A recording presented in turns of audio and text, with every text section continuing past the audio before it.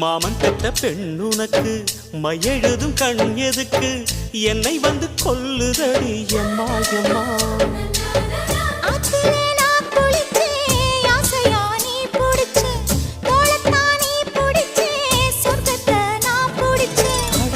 ஒரு அங்குலம் அங்குலமாக நீ ஆசையில் முத்தங்கள் போட அதை என்னன்னு சொல்லுவேன் எப்படி சொல்லுவேன் நானே